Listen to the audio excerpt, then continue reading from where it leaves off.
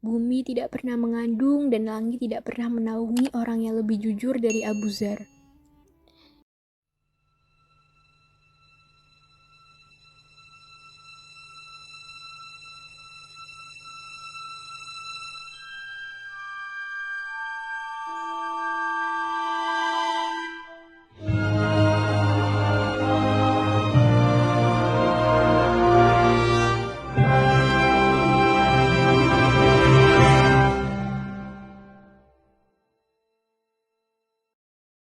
Assalamualaikum warahmatullahi wabarakatuh.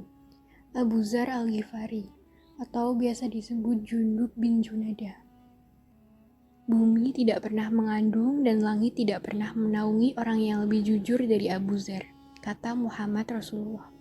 Di lembah Wadan yang menyambungkan Mekah dengan dunia luar, ada sebuah kabilah yang tinggal di sana bernama Ghifar. Suku Ghifar ini hidup dari uang setoran yang diberikan oleh para kafilah yang hendak melakukan perdagangan dari Quraisy ke Syam, atau sebaliknya. Terkadang suku ini hidup dengan merampas para kafilah yang tidak memberikan uang yang mereka pinta. Jundub bin Junadah yang dikenal dengan Abu Dzar adalah salah seorang dari penduduk kabilah ini.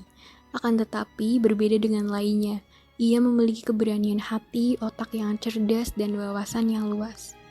Dan ia merasa tidak suka sekali dengan berhala-berhala yang disembah kaumnya selain Allah Subhanahu wa Ta'ala. Ia menolak kerusakan agama dan akidah yang terjadi pada kebanyakan bangsa Arab. Ia mencari tahu tentang munculnya seorang nabi yang baru untuk mengisi akal manusia dan hati mereka serta mengeluarkan manusia dari kegelapan menuju cahaya. Lalu Abu Dzar yang saat itu berada di kampungnya mendengar kisah tentang seorang nabi yang baru dan muncul di kota Mekah. Ia lalu berkata kepada saudaranya bernama Anis, "Pergilah ke Mekah dan carilah kisah tentang orang yang mengaku nabi itu, dan mengaku menerima wahyu dari langit. Dengarkan apa yang ia ucapkan dan sampaikan kepadaku."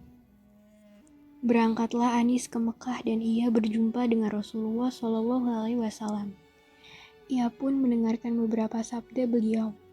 Kemudian Anis kembali ke desanya, dan Abu Dzar lalu menghampirinya dengan penuh rasa ingin tahu. Ia menanyakan Anis tentang kisah Nabi yang baru dengan penasaran. Anis berkata, "Demi Allah, menurutku dia adalah seorang yang mengajak untuk memperbaiki akhlak. Ia mengucapkan beberapa kalimat yang bukan syair." Abu Dzar bertanya, "Apa pendapat orang tentang dirinya?" Anis menjawab, "Mereka menyebutnya dengan penyihir, dukun, dan penyair." Abu Dzar lalu berkata, "Demi Allah, aku tidak akan merasa puas. Maukah kau menjaga keluargaku agar aku berangkat ke sana dan melihat dia dengan mata kepalaku sendiri?" Anis menjawab, "Baik, akan tetapi waspadalah terhadap penduduk Mekah." Abu Dzar mempersiapkan bekal untuk berangkat. Ia membawa tempat air kecil bersamanya.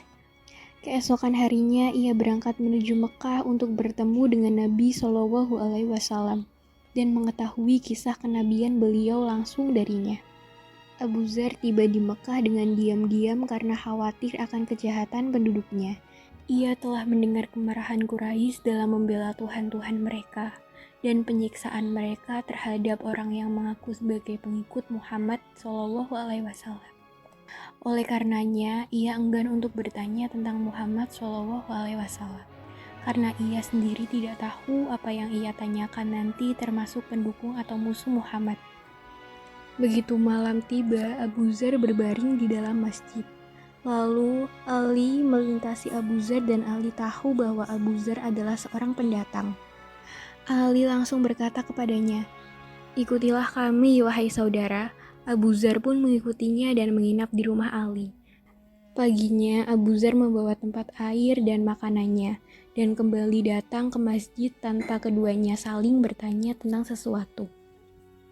Kemudian Abu Dzar menghabiskan hari yang kedua di masjid, dan ia belum juga mengetahui tentang Nabi SAW. Begitu petang menjelang, ia sudah hendak berbaring di dalam masjid. Lalu datanglah Ali dan berkata kepadanya, "Apakah orang ini tahu rumahnya?" Kemudian Abu Dzar pergi ke rumah Ali dan menginap di sana pada malam yang kedua. Dan keduanya tidak saling bertanya tentang apapun juga. Pada malam ketiga, Ali berkata kepada Abu Dzar, "Apakah engkau tidak mau bercerita kepada aku mengapa engkau datang ke Mekah?" Abu Dzar menjawab, "Jika kau berjanji akan menunjukkan apa yang aku cari, maka aku akan mengatakannya." Maka Ali berjanji untuk melakukannya. Abu Dzar lalu berkata, "Aku datang ke Mekah dari tempat yang jauh untuk berjumpa dengan seorang nabi baru, dan untuk mendengarkan sesuatu yang ia ucapkan." Maka merebaklah kebahagiaan Ali, lalu ia berkata, "Demi Allah, dialah Rasulullah. Besok pagi ikutilah aku kemana aku pergi. Jika aku melihat sesuatu yang mengkhawatirkan, aku akan berhenti seolah sedang menuangkan air. Jika aku berjalan lagi, maka ikutilah aku sehingga kau masuk ke sebuah pintu bersamaku." Malam itu Abu Dzar tidak bisa tidur nyenyak karena rindu sekali ingin berjumpa dengan Nabi SAW dan ingin sekali mendengarkan wahyu yang diturunkan kepadanya. Keesokan paginya, Ali berangkat bersama tamunya menuju rumah Rasulullah SAW. Abu Dzar mengikuti jejaknya dan ia tidak menoleh ke arah manapun hingga keduanya masuk ke rumah Nabi SAW. Lalu Abu Dzar berkata, "Assalamualaikum ya Rasulullah." Rasul menjawab, "Waalaikumsalamullah warahmatullahi wabarakatuh." Abu Dzar menjadi orang yang pertama yang memberikan salam kepada Rasulullah SAW dengan tahiyat Islam. Lalu setelah itu ucapan salam menjadi akrab dipakai orang. Rasulullah SAW mengajak Abu Dzar untuk masuk Islam dan membacakan kepadanya Al-Quran. Begitu ia mengucapkan kalimatul haq dan masuk ke dalam agama yang baru, maka ia menjadi orang keempat atau kelima yang masuk ke dalam Islam. Sekarang, kita persilahkan Abu Dzar untuk menceritakan kisah selanjutnya sendiri. Setelah itu, aku tinggal bersama Rasulullah SAW di Mekah dan beliau mengajarkan Islam kepadaku. Beliau juga mengajarkan aku beberapa ayat Al-Quran. Beliau berkata kepadaku, "Jangan kau beritahu siapapun tentang keislamanmu di Mekah. Aku khawatir mereka akan membunuhmu." Aku menjawab, "Demi zat yang jiwaku berada dalam kekuasaannya, aku tidak akan meninggalkan Mekah sehingga aku datang ke masjid dan aku akan meneriakkan dakwah kebenaran di hadapan suku Quraisy." Rasul pun diam. Aku datang ke masjid dan suku Quraisy sedang duduk berbincang-bincang di sana. Aku lalu masuk ke tengah-tengah mereka. Aku berteriak dengan sekeras-kerasnya, "Wahai bangsa Quraisy, aku bersaksi bahwa tiada Tuhan selain Allah dan bahwa Muhammad adalah Rasulullah." Begitu ucapanku hingga di telinga mereka, maka mereka semua bangun dari tempat duduknya. Mereka berkata, "Tangkaplah orang yang keluar dari agamanya ini." Mereka pun menangkapku dan memukulku, hingga aku hampir mati. Lalu Abbas bin Abdul Muthalib, paman Nabi SAW, menarikku. Ia berusaha melindungiku dari pukulan suku Quraisy. Kemudian ia berkata kepada mereka, "Celakalah kalian, apakah kalian hendak membunuh seorang yang berasal dari Ghifar, tempat berlalunya kafilah kalian? Biarkan ia bersamaku." Begitu aku siuman, aku datang menghadap Rasulullah SAW. Saat beliau melihat apa yang aku alami, beliau bersabda, "Bukankah aku telah melarangmu agar tidak mengumumkan keislamanmu?" Aku menjawab, "Ya Rasulullah, itu merupakan keinginan hatiku dan aku telah memenuhinya." Beliau bersabda, "Kembalilah ke kaummu dan beritahukan kepada mereka apa yang telah kau lihat dan kau dengar. Ajaklah mereka kembali kepada Allah. Semoga Allah Subhanahu wa Ta'ala memberi manfaat buat mereka lewatmu dan memberimu balasan karena jasa baik yang kau lakukan kepada mereka. Jika kau mendengar bahwa aku sudah berdakwah secara terang-terangan, maka datanglah kepadaku." Abu Dzar meneruskan kisahnya. "Aku pun berangkat hingga tiba di perkampungan kaumku. Lalu saudaraku Anis menanyakan, 'Apa yang telah kau lakukan?' Aku menjawab, 'Aku telah masuk Islam dan aku telah meyakininya.' Tidak lama berselang, Allah pun melapangkan dadanya untuk menerima Islam.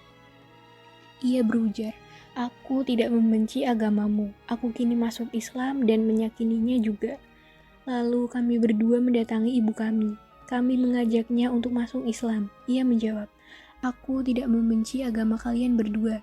Dan ia pun masuk Islam. Sejak hari itu, keluarga ini telah masuk Islam. dan berdakwah di jalan Allah pada daerah Ghifar. Mereka tidak pernah bosan dan putus asa, hingga banyak sekali dari penduduk Ghifar yang masuk Islam dan mendirikan sholat. Sebagian dari penduduk Ghifar mengatakan, "Kami akan terus menjalankan agama kami hingga Rasulullah SAW hijrah ke Madinah, maka kami akan masuk Islam." Begitu Rasul pindah ke Madinah, mereka pun masuk Islam. Rasulullah SAW bersabda, "Ghifar, Allah memberikan magfirahnya kepada mereka. Ghifar telah masuk Islam dan Allah akan membuatnya senantiasa selamat." Abu Zar tinggal di kampungnya sehingga peristiwa Badar, Uhud, dan Khandaq terlewat olehnya. Kemudian ia datang ke Madinah dan ia menghususkan dirinya untuk berkhidmat kepada Rasulullah SAW. Rasulullah mengizinkannya dan ia begitu gembira dapat mendampingi dan melayani Rasulullah. Rasulullah senantiasa memberikan penghormatan dan memuliakan Abu Zar. Beliau tidak pernah berjumpa dengannya kecuali beliau menjabat tangannya. Beliau juga senantiasa menampakkan wajah ceria di hadapan Abu Zar. Saat Rasulullah kembali ke pangkuan Tuhannya, Abu Zar tidak sanggup lagi tinggal di Madinah Al-Munawwarah. Setelah ditinggalkan pemimpinnya dan kehilangan petunjuknya, ia pun pergi ke sebuah desa di Syam dan tinggal di sana selama pemerintahan Abu Bakar As-Siddiq dan Umar Al-Faruq. Pada masa kekhalifahan Utsman, Abu Zar yang tinggal di Damaskus mendapati kaum muslimin sudah begitu mencintai dunia dan hidup bermewah-mewahan. Hal ini membuat ia keheranan dan menolaknya. Utsman pun memintanya untuk datang ke Madinah, dan ia pun datang. Akan tetapi ia merasa sumpek dengan manusia yang begitu cinta dunia. Dan manusia pun menjadi benci kepadanya karena ia begitu saklek kepada mereka. Maka Utsman memerintahkannya untuk pindah ke Al-Rabsyah, yaitu sebuah desa kecil yang ada di Madinah. Ia lalu berangkat ke sana dan tinggal di sana di sebuah tempat yang jauh dari keramaian manusia.